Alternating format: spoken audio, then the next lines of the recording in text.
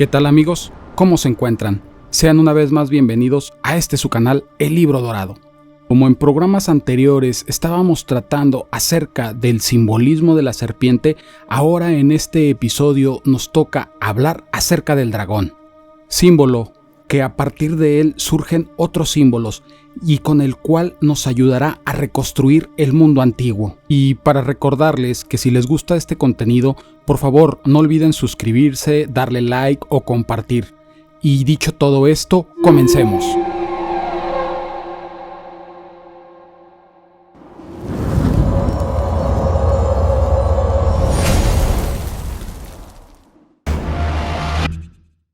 Muy bien, y hablemos sobre este impresionante ser mitológico, que intrínseco a él posee un gran simbolismo, tanto religioso, esotérico, como en la psicología. Pero como representante de una era muy temprana de la humanidad, y que imprimara el imaginario popular en todas las culturas del mundo y a través de los tiempos. Según la corriente principal, el dragón, del latín draco y del griego drakón, que significa serpiente, es un ser mitológico que aparece en diversas formas en varias culturas de todo el mundo, con diferentes simbolismos asociados. Y según la corriente principal, solamente hay dos tradiciones principales sobre dragones: los dragones europeos, derivados de las tradiciones populares europeas y de la mitología de Grecia y Próximo Oriente. Los dragones orientales, por otra parte, de origen chino, pero conocidos también en Japón, Corea y otros países asiáticos. Se dice que las dos tradiciones probablemente surgieron de forma independiente, pero en su desarrollo se han influido mutuamente. También esta palabra aparece en la tradición cristiana, en el Apocalipsis, y se refiere a Satanás como el gran dragón, la serpiente antigua. Muy bien, y sobre su nombre, la palabra dragón, que deriva del griego dracón, serpiente, dragón, de la familia del verbo mirar fijamente, que se aplica a la mirada de las serpientes, las águilas, las gorgonas y los guerreros. Se cree pues que el origen del término hace referencia al poder fascinante e hipnótico de la mirada de la serpiente. Aunque aplicada en un principio a serpientes reales, pronto se utilizó también para referirse a todas aquellas dotadas de características imaginarias, como son el enorme tamaño, capacidad de arrojar fuego por la boca, o rayos, o agua, etc., y que estos aparecen reflejados en leyendas y mitos. Estas creencias en dragones se sustentan en las diversas tradiciones sobre ellos. Estos aparecen en muchas culturas y se ha planteado darles una explicación a este fenómeno con el descubrimiento de fósiles de dinosaurios que habrían llevado a cabo esas culturas a imaginar a seres parecidos. A menudo se ha creído que estos seres seguían vivos, generalmente en lugares lejanos. Durante las épocas de las cruzadas era posible encontrar en los mercados y otros lugares de exposición de Europa restos de dragón, que en realidad eran restos de cocodrilos procedentes de Egipto, Arabia y de países de Asia. Pero las funciones del dragón en diferentes culturas eran diversas, ya que en Occidente el simbolismo alrededor del dragón es esencialmente el de la lucha. Sin embargo, la lucha entre el dragón y un héroe o un dios tiene distintos significados.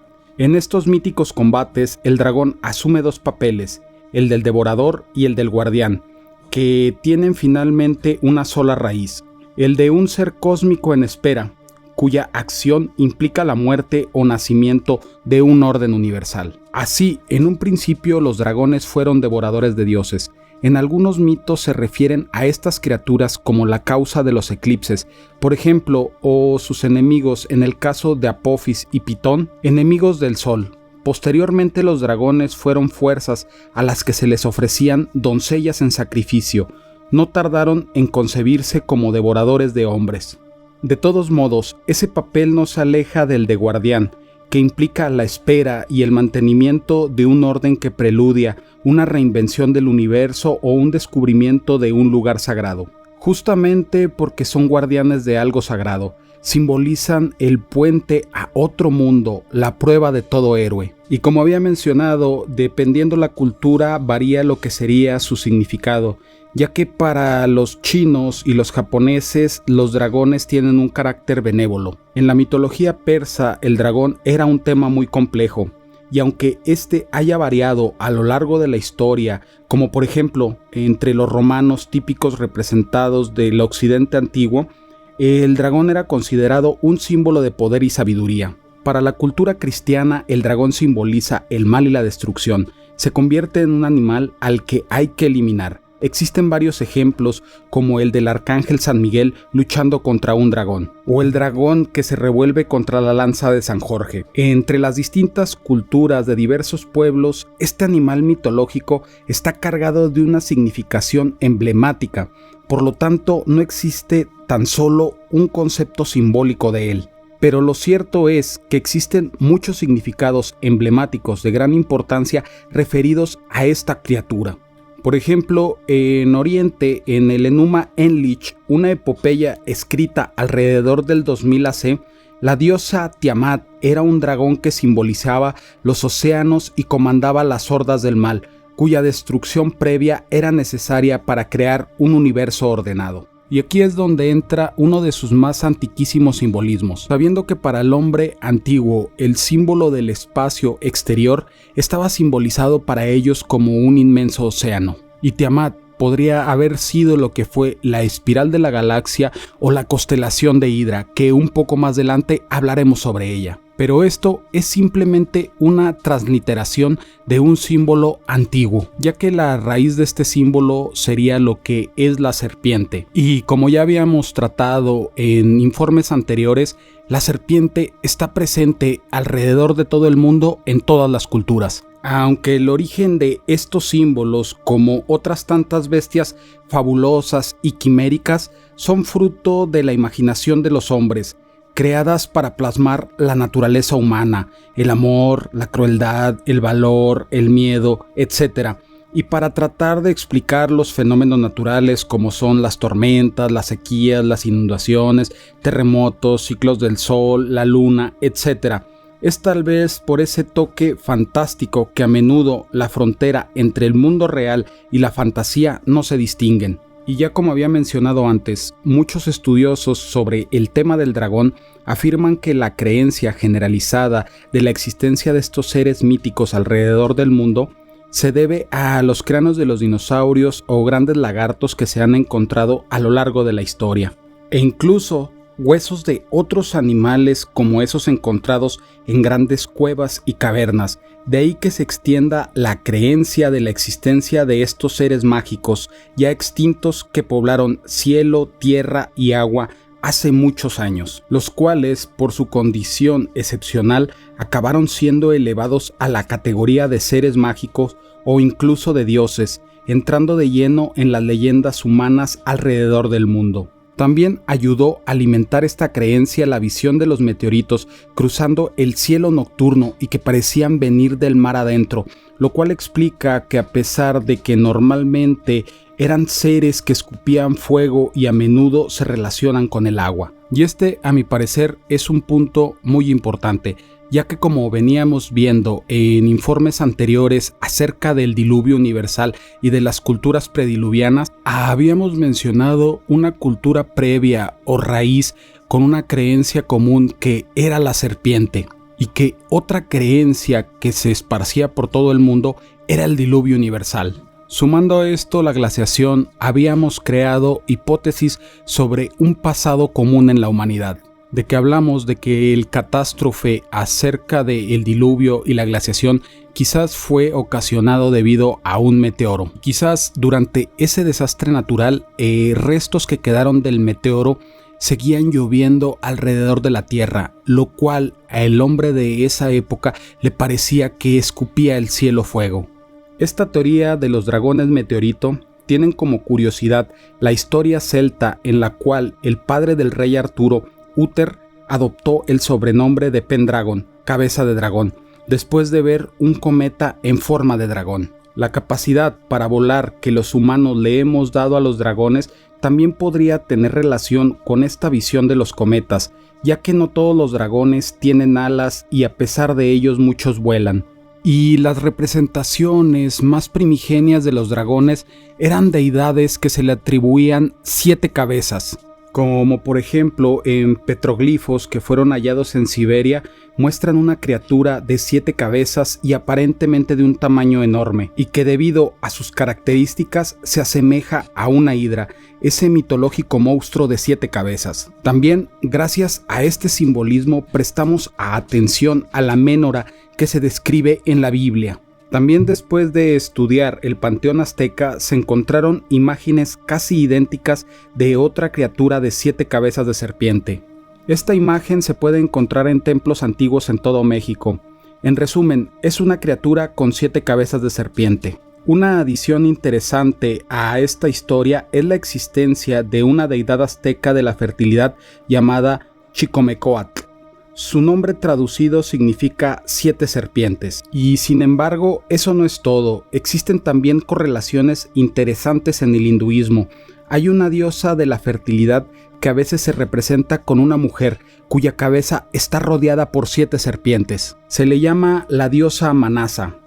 En el hinduismo, la diosa Manasa Devi o Mansa Devi es considerada la reina de las serpientes, cuyo culto es muy popular en la India. El culto de Manasa Devi, según los investigadores, es uno de los cultos más antiguos de la India. Los historiadores afirman que fue adorada en tiempos prearios.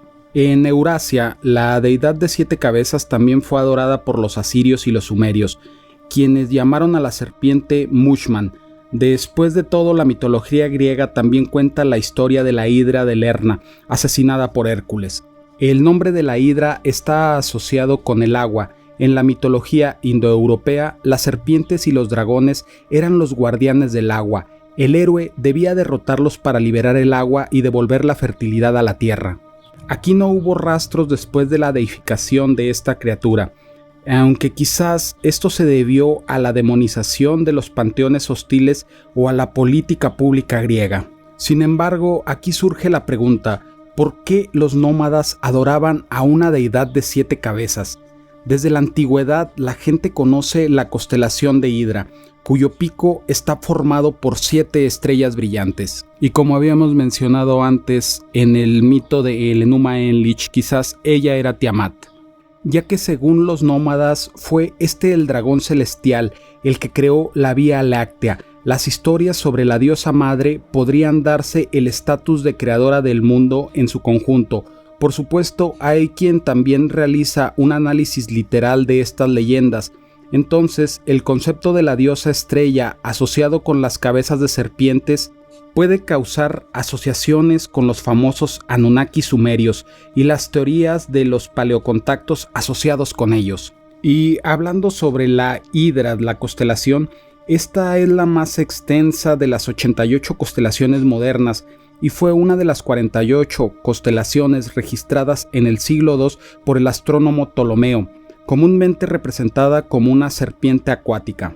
La constelación se extiende a ambos lados del ecuador celeste, pero su característica más importante es que Hidra es la constelación moderna más grande, con un área de 1303 grados cuadrados. Y hablemos muy en general de lo que es el simbolismo de Hidra, ya que esta representa el caos de la naturaleza en estado virgen, la realidad que aún no ha sido modificada por el hombre. Y en su contraparte se encuentra Hércules, que significa el orden instruido por los humanos.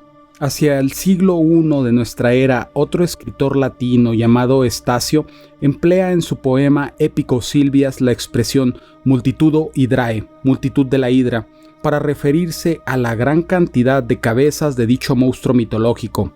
No se trata en rigor de una metáfora, sino de un sinécdoque, pues el autor designa el todo, la hidra, por una de sus partes, la multitud de cabezas. Ahora bien, el sustantivo latino multitudo, igual que su derivado castellano multitud, significan también plebe, muchedumbre, y está claro que Estacio usa esta expresión de multitud de la hidra para referirse a la mítica bestia de muchas cabezas, La ambigüedad del término multitud deja abierta la puerta a la alegoría política, la hidra como símbolo de la endémica rebelión popular. Y esta metáfora en Grecia fue utilizada por varios escritores para representar en ellos otra metáfora política, en la cual Hércules era el que debía de romper esa rebelión o el orden instruido del hombre. Bueno amigos, y como saben, este es un tema muy extenso que da para varios capítulos, ya que en un siguiente informe este tema será tratado de su forma simbólica. Y si alguien más puede aportar y tiene algún otro significado, por favor háganmelo saber en comentarios. Y ya como había mencionado que abordaremos el tema de forma simbólica, este será abordado de la serpiente en forma de tifón. Y bien amigos, si han llegado hasta este punto, les agradezco mucho lo que es su atención, sin olvidar que me sigan en redes sociales, a la gente de podcast que visite YouTube. Y bien amigos, muchas gracias y tengan un excelente día.